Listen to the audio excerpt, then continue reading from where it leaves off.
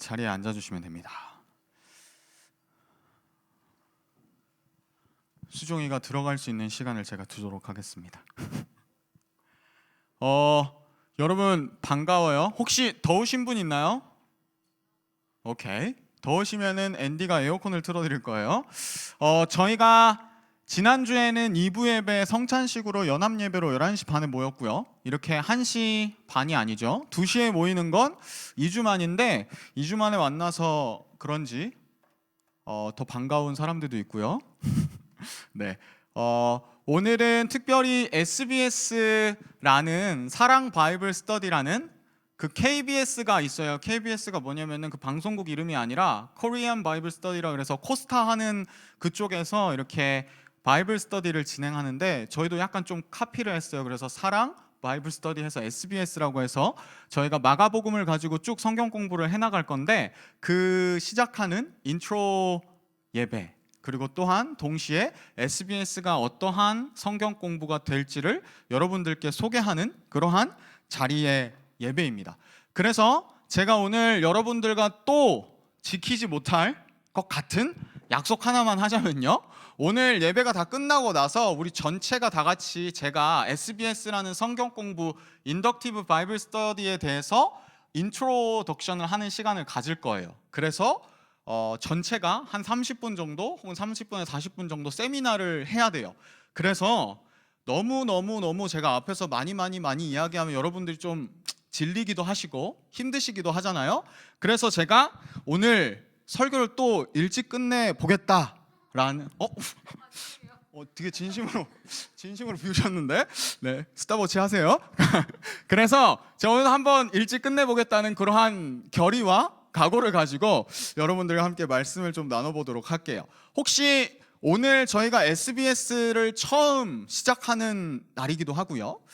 여러분들에게도 혹시 무엇인가를 처음 해보는 그러한 경험들이 있으실 거라고 생각해요. 뭐 프라이머리 스쿨을 처음 갔었을 때 기억날지 안 날지 모르겠지만 아니면은 그 신입생으로 올라온 정만이 같은 경우에는 그 유니버시티를 처음 갔을 때 어떤 그러한 떨림이 있었나?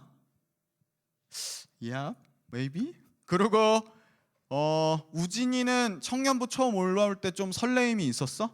어떤 마음이었어? 그냥 아니면 Yep. 떨렸어. 오케이. 무서운 형들 없을지 막 떨렸겠지. 그리고 또 연애를 하시는 분들은 처음 여러분들이 연애를 하시는 그러한 감정? 영상이가 있나요 여기? 헤이 영상이가 연애를 하고 있어요 여러분. 그 20년 연애 인생의 그 첫 연애인가요? 모르겠지만 Yep. 처음 연애할 때 그 마음이 어땠어? 첫 시작할 때 어떻게 좋았어? 스윗. 그리고 오늘 찬양 인도를 수종이가 했는데 엄청 잘하잖아요. 되게 음악적으로 잘하는데 수종이도 찬양 인도를 처음 시작하는 때가 있었나요? 언제였지? 고등학교 2학년? 그럼 한 10년 정도 지난 건가? 아무튼 저도 그렇고 여러분들도 그렇고 누구나 다 처음 무엇인가를 시작하는 그러한 마음가짐, 두려움, 설렘, 떨림 이런 것들이 있었을 거예요. 근데 우리 오늘 함께 잠깐 살펴볼 말씀은 마가복음이라는 말씀인데요. SBS를 계속해서 해나갈 말씀인데 마가복음 오늘 1장 1절에 보면 이런 얘기가 있어요. 하나님의 아들 예수 그리스도의 복음의 시작이라. 복음의 시작을 마가복음의 처음에서 이야기를 하고 있어요. 오늘은 그 복음의 시작에 대해서 마가라는 사람이 어떠한 마인드셋을 가지고 어떠한 마음을 가지고 이 복음을 적었는지 어떻게 시작하고 있는지를 저와 잠깐 살펴보려고 해요. 그래서 오늘 본문은 마가복음 1장 1절부터 15절까지인데요 15절인데 여기 계신 분들이 홀수절 1절 3절 막 이렇게 읽어주시고요. 여기 계시는 분들이 2절을 읽어주시고요. 뒤에 계시는 분들은 마음대로 하셔도 되고요. 네, 마지막 15절은 같이 읽도록 하겠습니다. 한글로 읽을 텐데요. 자, 1절부터 읽어볼게요. PPT 준비됐나요? 네, 하나 둘 셋. 하나님의 아들 예수 그리스도의 복음의 시작이라. 선지자 이사야의 글에 보라. 내가 내 사자를 내 앞에 보내노니 그가 내 길을 준비하리라. 광야에 외치는 자의 소리가 있어 이르되 너희는 주의 길을 준비하라. 그의 오실 길을 곧게 하라. 기록된 것과 같이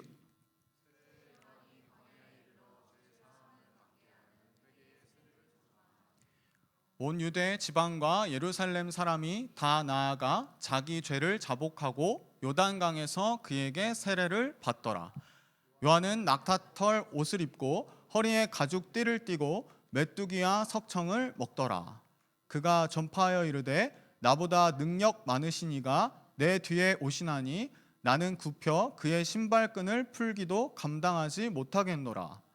나는 너희에게 물로 세례를 베풀었거니와 그는 너희에게 성령으로 세례를 베푸시리라. 그때에 예수께서 갈릴리 나사렛으로부터 와서 요단강에서 요한에게 세례를 받으시고 곧 물에서 올라오실새 하늘이 갈라짐과 성령이 비둘기같이 자기에게 내려오심을 보시더니 하늘로부터 소리가 나기를 너는 내 사랑하는 아들이라 내가 너를 기뻐하노라 하시니라. 성령이 곧 예수를 광야로 몰아내신지라. 광야에서 40일을 계시면서 사탄에게 시험을 받으시며 들짐승과 함께 계시니 천사들이 수종 들더라. 요한이 잡힌 후 예수께서 갈릴리에 오셔서 하나님의 복음을 전파하여 같이 읽을게요.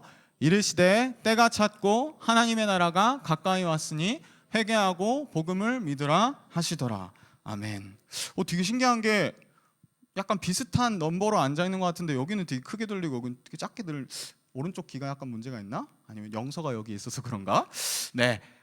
마가복음에 대해서 우리가 계속해서 공부해 나갈 텐데 묵상해 나갈 텐데 마가복음을 인트로하는 이 시점에서 마가복음이 어떠한 책인지 알기 위해서는 마가라는 그 라이터가 누구인지 그리고 누구에게 썼는지 어떠한 목적을 가지고 이 마가복음을 썼는지에 대해서 잘 알아야 돼요. 마가에 대해서는 여러분들이 사도행전을 읽어보시거나 아니면은 다른 여러 가지 책들을 읽어보시면 마가에 대해서는 알고 있는 내용들이 있을 텐데요. 마가는 누구냐면은 베드로라는 사람 알죠? 예수님의 수제자였던 혈기왕성한 그 베드로의 수제자, 베드로의 약간 오른팔 같은 그러한 역할을 했던 사람이에요. 그래서 약간 요즘 말로 하면은 약간 PA, Personal Assistant 그렇게 베드로 곁에서 베드로에게 어떠한 통역에 있어서는 통역도 하고 베드로가 말하는 것을 기록도 하고 베드로가 가는 곳에는 항상 같이 가면서 베드로와 함께 했던 어떠한 수제자 라이트 핸드였어요. 오른팔 였고 동시에 마가는 어떠한 사람이냐면 사도행전에 보면 사도 바울이랑 바나바랑 1차 여행을 해요. 전도 여행을 했는데 그 전도 여행 때 바나바가 데리고 온 같이 전도 여행을 했던 사람이기도 해요. 근데 2차 전도 여행을 준비하면서 좀 바울이랑 좀 트러블이 있어가지고 마가는 2차 전도 여행에는 합류하지 못했지만 1차 전도 여행을 같이 했었던 그러한 인물이에요. 자, 우리가 12제자를 생각하면 베드로를 가장 먼저 떠올리는 사람들이 많을 거예요. 왜냐하면 베드로라는 사람이 실제로 많이 기록되기도 했고 예수님이 가장 사랑하시는 세 제자 중에 한 명이기도 했고 수제자기도 했고요. 3번 부인도 했고요. 그리고 신약 성경을 기록한 사람들 중에 제일 많은 신약 성경을 기록한 사람이 사도 바울이잖아요. 마가는 어떠한 인물이었냐면은 예수님의 12제자, 예수님의 직접적인 어떠한 제자이고 사도이지는 않았지만 예수님께 가장 영향을 많이 받은 베드로의 수제자였고요. 그리고 신약 성경을 가장 많이 기록한 선교의 아버지라고 할 수 있는 사도 바울과 함께 전도 여행을 했던 사람이에요. 예수님의 직접적인 제자는 아니었지만 예수님이 살아생전에 공생의 사역을 하실 때의 그 미니스트리 가운데 그것을 눈으로 직접 본 사람이기도 했고요. 예수님과 가장 가까운 베드로의 수제자, 또한 신약 성경을 가장 많이 기록한 사도 바울과 전도여행을 함께 했던. 그러니까 어떻게 보면 예수님의 직접적인 제자는 아니었다고 하더라도 어떤 사람들보다 예수님에 대해서 잘 알고 예수님에 대해서 입체적으로 알고 있었던 사람이 마가라는 사람이었어요. 그 마가라는 분이, 마가라는 형님께서 이 마가복음을 기록했어요. 누구에게 기록했을까요? 혹시 이거 아시는 분 있나요?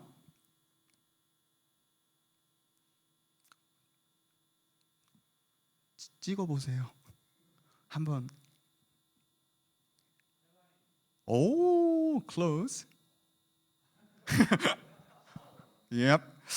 누구냐면요, 로마에 있는 로마인 그리스도인들 그리고 이방인들에게 쓴 편지였어요. 사도 베드로와 아마 함께 같이 그 로마에 마가가 체류하고 있을 때 로마에 있는 그리스도인들에게 쓴 편지예요. 헬라인도 이방인들 중에 한 명이니까 맞을 수 있겠죠. 동시에 그 로마 교회 가운데 있었던 이방인 그리스도인들, 특별히 그 사람들에게 스페시픽하게 이 마가복음이라는 책을 쓴 거예요. 이 로마인들은 특별히 고난을 되게 많이 받는 부류의 사람들이었어요. 왜냐면은 이 당시에 초대교회 시대에 로마의 통치를 받았잖아요. 로마가 많은 곳들을 정복해서 로마 통치 시대였는데 로마가 기독교에 대한 탄압을 했어요. 탄압이 영어로 뭐지? 야? 모르겠다. 아무튼 힘들게 했어요. 막 기독교 못 믿게 하고 교회 못 가게 하고 막 힘들게 했어요. 발음이 너무 좋아서 못 알아들었어요. 아무튼 그 로마인 그리스도인들은 특별히 그 본진에 있는 거예요. 본진, 로마 본진에 그 핍박과 압박이 있었던 본진에 있었던 로마인의 그리스도인들, 로마에 있었던 이방인 신자들, 너무나도 프레셔가 많고 압박이 많았던 사람들에게 이 복음서를 기록한 거예요. 그래서 이 마가복음이라는 책에는 몇 가지 특징들이 있는데 제가 몇 가지 설명을 해봐 드릴게요. 마가복음은 복음서가 총 4가지가 있잖아요. 마태복음, 마가복음, 누가복음, 요한복음, 이렇게 4가지 복음서가 있는데 4가지 복음서 중에 가장 먼저 기록된 책이에요. AD 60년에서 70년 사이 정도에 쓰여진, 가장 먼저 쓰여진 책이고, 아까 얘기했듯이 이방인들, 로마에 있는 그리스도인들에게 쓴 편지이고, 가장 먼저 쓰였다 보니까 마태복음이나 누가복음이나 요한복음 이러한 책들이 마가복음 이후에 기록됐는데, 예를 들면 레퍼런스를 되게 많이 했어요. 마가복음에서 기록된 내용들이 마태복음에도 나타나고 누가복음에도 나타나고, 그래서 크로스 레퍼런스가 가장 많은 복음서가 마가복음이기도 해요. 그래서 가장 먼저 쓰였던 복음서이기도 하고, 예수님의 그 생애를 클로니컬하게 연대기적으로 시간 순서에 따라 가장 오더를 가장 잘 이렇게 나열한 책이기도 해서요, 흔히 성경학자들이나 아니면 여러 사람들이 말하기를 복음서들 중에 되게 오소리티가 있는, 권위가 있는 성경이라고 말하기도 해요. 그리고 복음서들 중에, 이건 되게 기쁜 소식이에요, 여러분. 복음서들 중에 4개 복음서들 중에 가장 짧아요, 여러분. 16장밖에 안 돼요. 16주만 성경 공부를 하면 돼요, 여러분. 기쁘지 않나요? 제가 마태복음을 선택하지 않아서, 마태복음이 24장까지죠. 16장으로 된 짧은 성경이어서, 그리고 예수님의 어떠한 삶이나 예수님이 하셨던 말씀이나 이러한 부분들을 되게 직접적이고 현실적이고 사실적으로 묘사한 책이기도 해요. 그래서 그런지 많은 사람들이, 특별히 교회에 처음 와서 비기너 신앙생활을 처음 하는 사람들이 마가복음이라는 책을 읽어보지 않을래? 라고 레코멘데이션을 되게 많이 받는 책이기도 해요. 그래서 우리가 마가복음이라는 책을 이렇게 선택하고 마가복음을 같이 공부하려고 하는데요. 또 특별히 복음서에는 여러 가지 특징들이 있어요. 마태복음 같은 경우에는 왕으로 오신 예수님에 대해서 묘사하고요. 유대인들에게 쓰여진 책. 마가복음은 제가 얘기했듯이 종으로 오신, 종이 뭐냐면 슬레이브로 오신 예수님, 섬기로 오신 예수님에 대해서 얘기하고, 로마에 있는 그리스도인들에게 쓴 편지고, 누가복음은 헬라인들, 수종이가 얘기한 헬라인들에게 쓰여진 책이고, 그리고 인자, 사람의 아들로 오신 예수님에 대해서 얘기하고, 복음서마다 특징이 있는데, 오늘 우리가 마가복음 1장 1절을 읽었잖아요. 혹시 마가복음 1장 1절을 띄워봐 주시면은 오늘 설교의 제목이기도 한 하나님의 아들 예수 그리스도의 복음의 시작이라 라고 이야기하고 있어요. 뭐냐면은 마가라는 그 저자가 팩트를 때리는 거예요.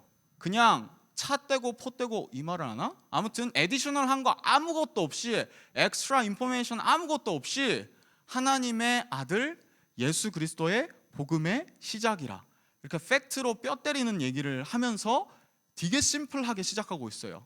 다른 복음서들을 비교해 보면 마태복음 같은 경우에는요, 어떻게 시작되냐면 아브라함의 족보부터 시작해요. 아브라함 뭐 띡띡띡띡띡띡띡띡띡띡띡띡 와서 1장 25절 정도에 예수님이 등장해요. 그게 마태복음이고요. 왜 그렇게 썼냐면 유대인들에게 이 복음을 전해야 했기 때문에 니네가 생각하는 그 니네의 조상이라는 아브라함의 계보로부터, 아브라함으로부터 나온 사람이 예수님이야, 이렇게 얘기하고 있는 거죠. 누가복음 같은 경우에는 처음에 뭐 데오빌록에 뭐 이렇게 나오고 있고, 예수님의 어린 시절에 대해서도 막 얘기하고 있고, 그 족보는 또 마태복음이랑 다르게 예수님으로부터 쭉 올라가요. 리버스로. 누가복음은 뭐냐면 인자, 사람의 아들로 오신 예수님에 대해서, 사람의 모습에 대해서 묘사하고 있기 때문에 그 예수님의 어린 시절에 대해서 얘기하고 그러한 것들이 많아요. 근데 마가복음은 그냥 다 족보 같은 거 없고, 부연 설명 없고, 에디셔널한 인포메이션 아무것도 없고, 하나님의 아들 예수 그리스도의 복음의 시작이라, 이렇게 얘기하고 있어요. The beginning of the gospel, the beginning of the good news. 왜 이렇게 얘기를 하고 있냐면요, 이 마가복음이 기록될 그 당시의 시대의 상황, 백그라운드에 대해서 살펴봐야 돼요. 제가 아까 로마에 있는 그리스도인들이 엄청 핍박을 받고 고난을 받고 프레셔를 받고 있다 그랬잖아요. 그 당시에 이랬어요. 예수님께서 한 30년간 이 땅에서 사시고 나머지 33년까지 3년 동안 공생의 사역, 미니스트리라 그러죠. 사람들 고치고 제자도 부르시고 십자가에 달리시고 죽으시고, 그렇게 하고 나서 예수님께서 33살 정도에 돌아가셨어요. 그리고 나서 마가복음이 언제 기록됐다 그랬죠? AD 60년에서 70년 사이 정도에 기록됐어요.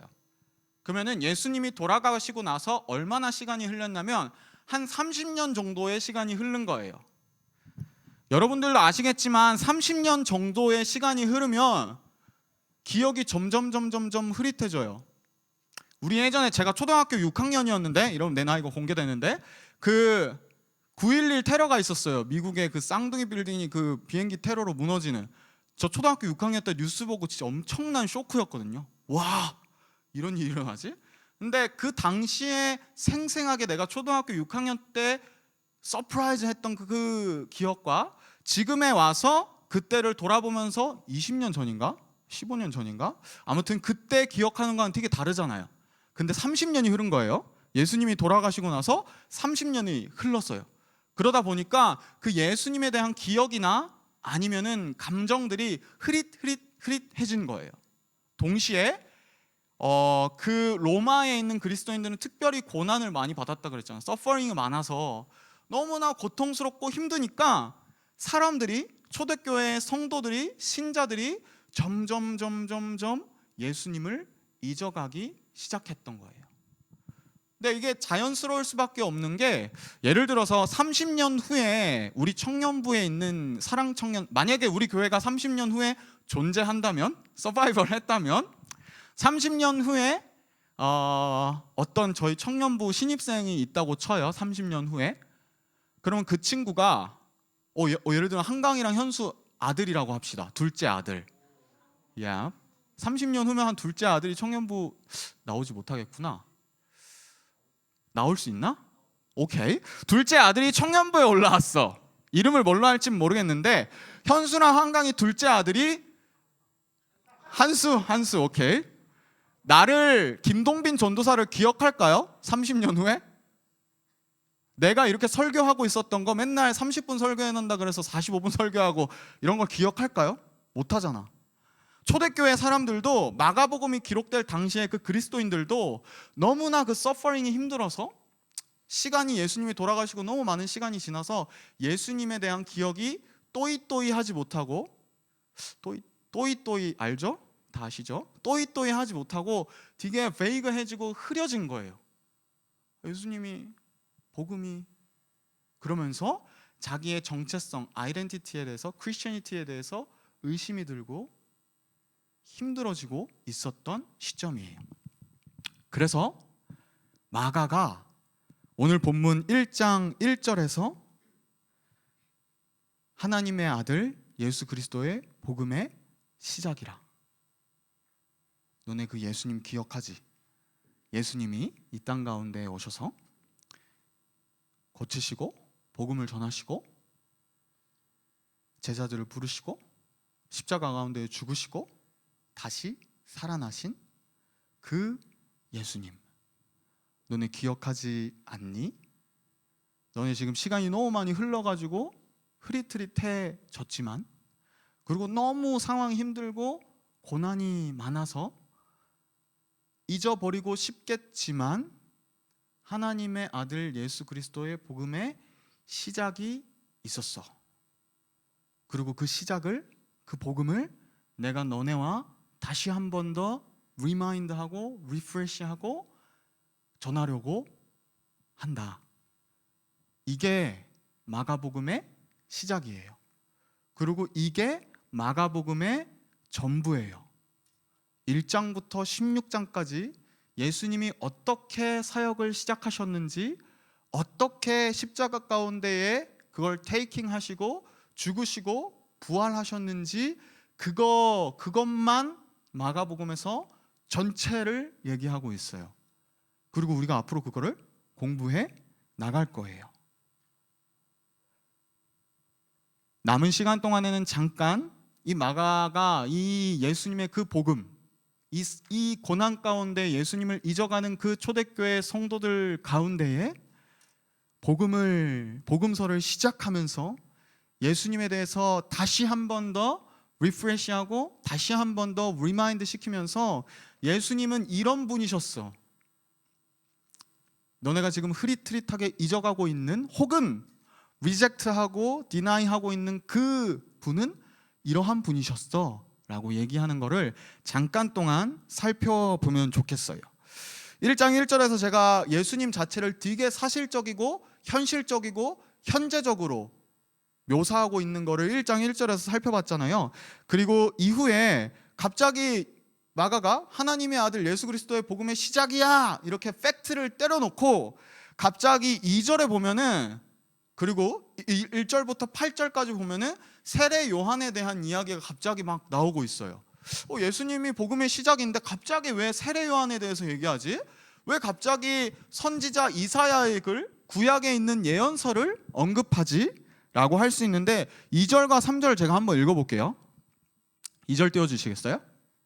선지자 이사야의 글에 보라, 내가 내 사자를 내 앞에 보내노니 그가 내 길을 준비하리라. 3절, 강야에 외치는 자의 소리가 있어 이르되 너희는 주의 길을 준비하라, 그의 오실 길을 곧게 하라, 기록된 것과 같이. 앞에 있던 2절은 말라기서에 나오는 내용, 구약의 마지막 선지서인 말라기서. 그리고 3절에는 이사야서에 나오는 말씀을 인용하고 있어요. 그리고 4절이요, 4절에 보면 세례 요한이 광야에 이르러 제사함을 받게 하는 회개의 세례를 전파하니, 갑자기 세례 요한이 나오고 있어요. 뜬금없이. 근데 이 세례 요한이 예수님의 복음의 시작이라 하고 세례 요한이 나온 중요한 이유가 있어요. 그 이유가 뭐냐면요, 예수님께서는 그냥 갑자기 하늘에서 뚝 떨어진 사람이 아니라 예전부터 이스라엘의 역사 때부터 구약을 통하여서 미리 예견된 사람, 미리 준비된, 그리고 예수님께서 이 땅에 오심으로 인하여서 그 모든 구약에 있던 예언들이, 모든 구약의 하나님의 역사가 예수님을 통하여서 성취되고 완성되었다라는 것을 얘기하기 위하여서 세례 요한이 등장하고 있는 거예요. 그리고 구약에 있는 말라기서나 이사야서를 멘셔닝하면서 쿼테이션을 따면서 그 예수님이 옛날부터 이스라엘 역사 가운데에서 예언되었던, 너네가 기다렸던 그 예수님이 그 예수님이었잖아 라고 마가가 이야기하고 있는 거예요.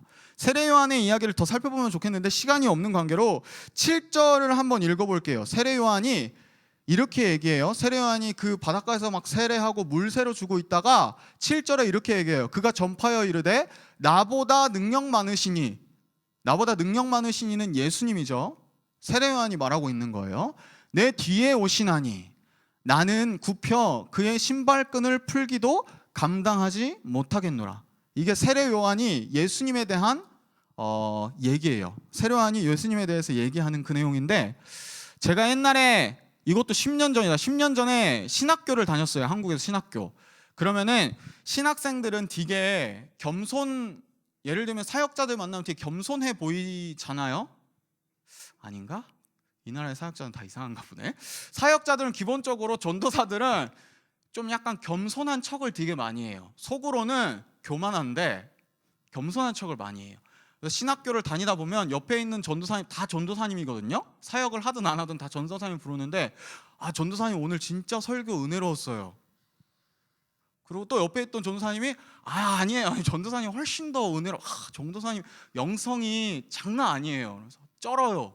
그때 쩔어요라는 말이 있었는지 없었는지 모르겠지만, 막 이렇게 교만함을 숨기고 겸손함을 막 얘기할 때가 있어요. 그럴 때 가장 많이 하는 얘기가 뭐냐면, 전도사님 훨씬 은혜롭다, 전도사님 설교 훨씬 좋고, 전도사님 훨씬 사역을 잘한다, 이렇게 하면서 나는 진짜 전도사님의 신발끈을 풀기도 감당하지 못할 만한 그러한 사람이라고 나름 우리끼리 신학 개그, 성경 개그를 치는데, 앞으로 여러분들 앞에서는 그걸 하면 안 되겠다는 생각이 드네요. Anyway, 그래서 세례 요한이 이렇게 얘기해요. 8절로 넘어가 봐요, 빠르게. 세례 요한이 또 이렇게 얘기해요. 거기에 있던 오디언스, 사람들에게 얘기하면서, 나는 너희에게 물로 세례를 베풀었거니와 그가 누구냐면 예수님이에요. 너희에게 성령으로 세례를 베푸시리라. 예수님이 엄청나게 능력 있으신 분이란 걸 얘기하고 있고요. 예수님 신발끈 풀기에도 나는 모자라 부족해라고 얘기하면서, 나는 너희에게 물로 세례를 줬지만 예수님께서는 성령으로 세례를 베푸신다 라고 세례 요한이 구약에서부터 준비되어지고 예언되어지고 되어졌던 그 예수님에 대해서 소개하고 있는 내용입니다. 그리고 그 예수님이 어떻게 달랐는지가 9절부터 한 13절까지 나오고 있는데요. 9절에 보면은 예수님께서는 일단 세례 요한에게 세례를 받으세요. 그리고 10절에 보면 예수님의 그 능력, 다르심이 나타나고 있는데, 10절을 같이 혹시 한번 읽어볼까요? 시작. 곧 물에서 올라오실새 하늘이 갈라짐과 성령이 비둘기같이 자기에게 내려오심을 보시더니. 11절도 읽을게요. 하늘로부터 소리가 나기를 너는 내 사랑하는 아들이라 내가 너를 기뻐하노라 하시니라.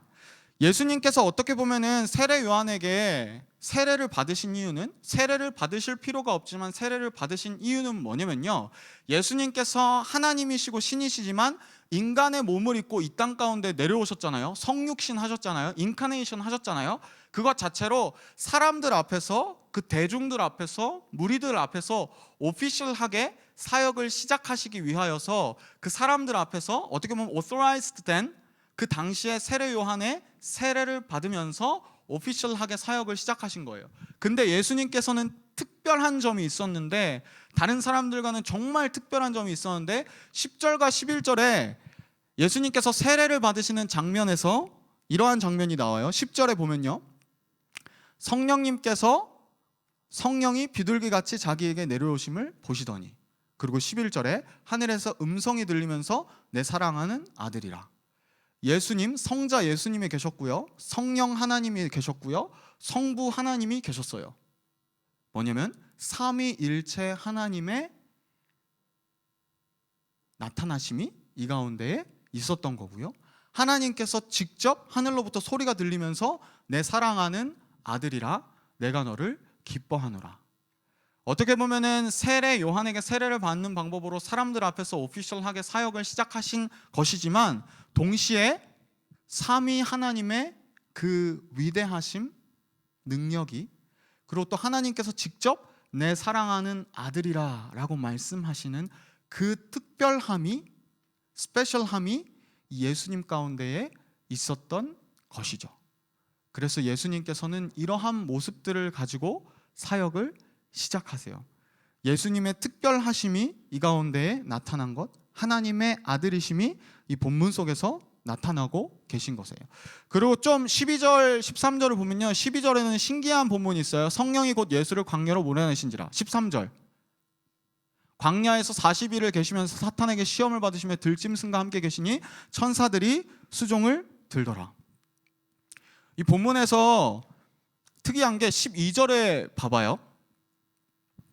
분명히 그 전에 예수님께서 세례 받으시는 장면에 성령님께서 비둘기같이 내려오셔서 예수님과 함께 하셨다 그러잖아요.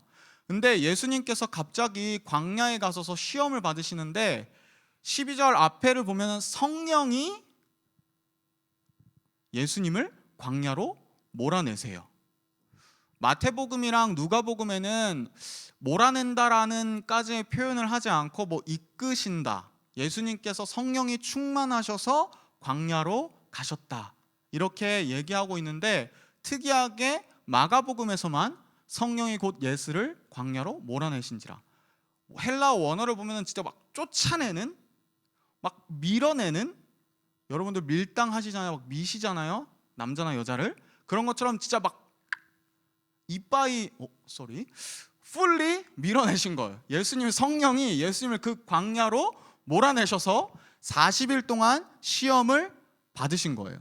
왜 인텐셔널리 성령이 예수님을 그 광야 가운데로 몰아내셨을까요? 사역을 시작하는 딱 이 시점에 세례를 받으시고 삼위 하나님께서 예수님 가운데 함께 하시고 하나님이 내 사랑하는 아들이야 이렇게 하면 영광스러운 장소에서 갑자기 씬이 바뀌면서 성령이 예수님을 광야로 막 몰아내셔가지고 시험을 받으시게 하시는 거예요. 마태복음이나 누가복음에 보면 이 시험의 장면이 되게 디테일하게 묘사되고 있는데, 사탄이 예수님에게 와서 세 가지 시험을 해요. 세 가지 시험을 하는데 예수님께서 각각 말씀으로 그 시험을 이겨내세요. 오버컴 하시고 대적하시고 그것들을 부정하시고 이겨내세요. 말씀으로. 뭐냐면은 예수님께서는 그 우리에게도 있을, 혹은 그 당시에 마가복음이 기록되었던 그 초대교회 로마의 성도들이, 혹은 모든 초대교회의 사람들이, 기독교인들이 고난을 받는 그 시점 가운데에서 예수님을 막 부정하라고 칼로 찌르고 창으로 찌르는 그 장면 속에서 우리가 어떻게 이 시험을, 혹은 그 고난들을, 그 고통들을 이겨내야 할지 굿 example로 우리에게 보여주시고 계신 것이에요. 말씀으로 이겨내시는. 예수님은 사실 그렇게 하실 필요도 없었어요. 사실 사탄이 예수님한테 잽이 안 되잖아요. 사탄이 갑자기 막 광야에 와가지고 예수님한테 막 너 뭐 이거 뭐 배고프지?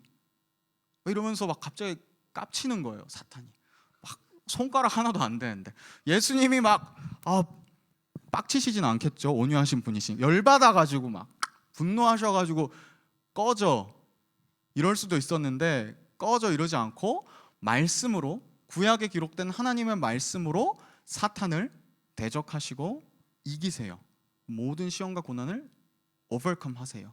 그건 뭐냐면은 우리 그리스도인들에게, 예수님을 따라 살아가는 우리 그리스도인들에게 이렇게 살아가야지, 이렇게 오버컴 해나가야지, 너네 아무리 고난이 많고 그러하여도 이겨내야지 말씀으로.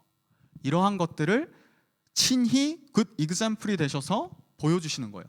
이게는 한 가지 더 의미가 있는데, 예수님께서 시험을 오버컴 하신 거 뭐냐면은 예수님께서는 두 번째 아담으로 얘기되기도 해요. 조금 어려운 얘기인데, 첫 번째 아담이 누구냐면 창세기에 나오는 아담과 하와 있잖아요. 그 아담과 하와는 첫 번째 아담이고 예수님은 두 번째 아담으로 디스크라이브 되세요. 첫 번째 아담인 그 진짜 아담이 그 뱀의, 사탄의 유혹에 넘어가 가지고 선악과를 먹잖아요. 시험을 이기지 못하고 시험에 무너진 거예요. 근데 두 번째 아담인 예수님께서는, 그 아담으로 모든 죄가 우리 가운데 세상에 들어온 거잖아요. 두 번째 아담으로 얘기되는 예수님께서는 이 땅 가운데 오셔서 처음으로 세례를 받으셔 시험을 당하시는 장면에 첫 번째 아담이 실수했던 그 실수를 반복하지 않으시고 그것을 오버컴 하세요. 그 첫 번째 아담이 이 세상 가운데에 막 들여왔던 그 모든 죄들을 두 번째 아담이신 예수님께서 모든 것들을 지시고 우리 죄를 사하여 주신 것이에요. 이래서 예수님의 모습들이 계속해서 기록되고 있는 거예요. 잠깐 짧은 시간 동안에 마가복음이 왜 기록됐는지, 누구에게 기록됐는지, 그리고 복음의 시작을 얘기하고 있으면서 예수님께서 세례를 받으시고 시험을 받으시는 이러한 장면들을 저와 여러분들이 잠깐 동안 살펴봤어요. 사실 마가복음은 진짜 그냥 정말로 예수님이 무엇을 하셨는지, 예수님께서 어떻게 살아가셨는지, 두 번째 아담으로 오셔서 죄와 타락한 이 세상을, 우리를, 나를, 여러분들을 어떻게 용서하여 주시고 어떻게 구원하셨는지에 대한 모든 16장이 거기에 포커싱 되어 있어요. 저는 마가복음 SBS를 시작하는 오늘 이 예배 가운데에, 그리고 이때 여러분들과 제 마음 가운데에 이러한 동일한 마음이 있었으면 좋겠다라는 생각을 해요. 여러분들은 예수님이 여러분들의 마음속에 어떠한 분으로 자리 잡고 계세요? 마가복음이 기록됐던 그 초대교회의 상황처럼 예수님이 죽은 지 오래돼서, 아니면은 너무나 고난이 많아서, 우리 얘기로 하자면 예수님 그 2000년 전에 죽은 그분 말이야? 라고 잊고 있진 않았는지, 아니면 우리의 삶이 너무 바빠서 우리를 지금 예수님 믿지 말라고 막 칼로 찌르고 창으로 찌르는 사람은 사실 없잖아요, 이 초대교회처럼. 근데 우리에게 있는, 예를 들면 뭐 exam, assignment, 아니면은 직장, 승진, 삶, 휴가, 연애, 영상이 너무 많이 중요하다고 생각하는 그 많은 것들 때문에 진짜 그 예수님이 이 마가복음에서 마가가 그토록 우리에게, 초대교회 성도들에게 전하고 싶었던 그 예수님이 우리의 마음 가운데에 진짜 리얼리스틱한, 실제로 우리를 구원하시며 살아계시는 그 예수님으로 우리 마음 가운데 있는지, 아니면은 여러분들이 막 주일학교 때부터 교회를 다녀서 혹은 크리스마스 때 교회 가면 예수님이 너희의 죄를 구원하셨어 라고 하는 그 얘기를 그냥 피상적으로, 그냥 아이디얼하게, 진짜 리얼하게 여러분들의 삶에 실제적으로 프랙티컬하게 받아들이시지 않으시고 그냥 오케이, 예수님 Jesus Christ, yep, he's good, 이 정도 레벨로 여러분들의 마음속에 있는지 여러분들을 도전하고 싶어요. 만약에 그런 거면요, 진짜 되게 심각한 것이지 않을까? 좀 진짜 내가 왜 교회에 와 있는지, 왜 예배 드리는지 돌아보아야 하지 않을까? 이 예수님이 정말 내 삶에 인플루언스를 가지고 계시고 내 삶을 변화시키시고 내 삶을 드라이브하는 그분이 아니시라면, 그냥 이 초대교회 성도들이 예수님을 잊어가고 있는, 삶이 너무 바빠서 그냥 프라이어티에서 그냥 저 뒤로 제껴두고 있는 내 여자친구보다 못한 존재, 내 페이퍼보다 못한 존재인지는 않는지. 근데 오늘 본문 속에서 살펴봤잖아요, 예수님이 어떠한 분이신지.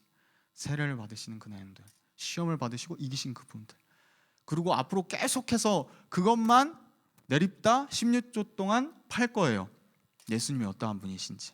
그래서 이 기간 가운데에 여러분들이, 우리 모두가 동일한 마음이 있었으면 좋겠어요.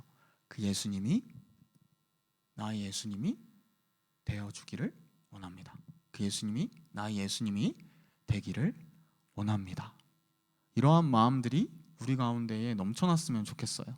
그리고 그러한 부분들을 가지고 함께 마음을 모으고 공부하며 나아가면 좋지 않겠나라는 생각을 해요. 그리고 한 가지 더요. 마가복음이 마가가 그 당시에 그리스도인들에게, 고난받는 그리스도인들에게 쓰여진 복음을 소개하는, 예수님이 어떠한 분이셨다라는 것을 인트로듀스 하는 책이라고 했잖아요. 만약에 이 시대에 우리 사랑 청년이, 이 사랑의 교회가 복음서를 기록한다면, 사랑 청년 복음서? 이거 이단 아니에요. 여러분들 오해하지 마세요. 자고 있다가 지금 일어나가 갑자기 막 전도사가 사랑 청년 복음이래. 이거 아니고, 만약에 우리 사랑 청년부가 함께 마음을 모아서 이 시대에 필요한 복음서를 기록해 나간다면, 예수님이 이 시대 가운데 있었다면 어떠하셨을 거야 라고 우리가 그 복음을 기록해 나간다면, 복음의 시작이 이렇게 돼. 그렇게 나아갔을 때 어떠한 일들이 우리 가운데 있어야 하는지, 교회로서, 그리스도인으로서, 사랑 청년이라는 공동체로서 그 복음을 어떻게 딜리버리 할 것인지, 복음을 어떻게 전할 것인지, 그러한 부분들이 우리 청년부 안에서 고민됐으면 좋겠어요. 저는 개인적으로 저희가 락다운 이후에 했던 VOEP 프로젝트라고 비지팅하고 오퍼링하고 프레잉하는 이러한 세 가지의 무브먼트가, 이 프로젝트가 이 시대 가운데에 복음을 전할 수 있는, 복음을 살아낼 수 있는 그러한 우리의 모습이라는 생각이 들어요. 그리고 오늘 본문의 15절에 보면은 이러한 말씀이 기록되어 있어요. 제가 읽어드릴게요. 이르시되 때가 찼고 하나님의 나라가 가까이 왔으니 회개하고 복음을 믿으라 하시더라. 때가 찼고 The time has come. 하나님 나라가 가까이 왔어. 회개하고 복음을 믿으라. 이러한 우리 청년부의 교회된 모습으로, 여러분들 하나하나가 그리스도인된 모습으로, 때가 왔어. 하나님 나라가 가까이 왔어. 회개하고 복음을 믿으라 하는 그러한 일들이 우리 청년부를 통하여서 일어났으면 좋겠어요. 우리 청년부가 이 시대에 필요한 복음서를 기록하면서 나아갔으면 좋겠어요. 적어도 그런 공동체였으면 좋겠어요. 이 시간 이러한 마음들을 가지고 같이 잠깐 기도하며 나갔으면 좋겠는데요. 먼저 제가 여러분들에게 나눠드리고 싶을 기도 제목은, 이제 마가복음에 제가 매주 설교를 마가복음을 해나갈 거고요. 또한 SBS를 통하여서 조별로 계속해서 이 성경 공부를 해나갈 거예요. 여러분들 스스로에게 한번 물어보세요. 나에게 예수님은 어떠한 분이시지? 이 땅 가운데에 오셔서 우리를 위하여 죽으시고 부활하신, 지금도 살아계셔서 내 삶을 드라이브 하시는 그분이 정말 예수님이신지, 아니면 그냥 지식적으로 널리지만 가지고 있고 내 삶에 아무런 영향도 주지 못하는 그 예수님인지, 여러분들 스스로에게 좀 물어보세요. 그리고 같이 기도하고 싶은 건 16주 동안 마가복음을 함께 나누며 공부하며 묵상하며 나아갈 때, 예수님, 저에게 다시 한 번 더 찾아와 주십시오. 내 삶의 바쁨으로 혹은 여러 가지 이유로 매일매일 내 삶 속에서 그 예수님을 부정하면서 살았는데, 이 시간들을 통하여서, 마가복음을 통하여서 다시 한 번 더 내 삶 가운데 찾아오시어 역사하여 주세요. 내 삶을 드라이브 해주세요. 다시 한 번 더 그 복음을 받아들이고 깨달아 나아가기 원합니다. 이러한 기도 제목으로 우리 같이 기도할까요?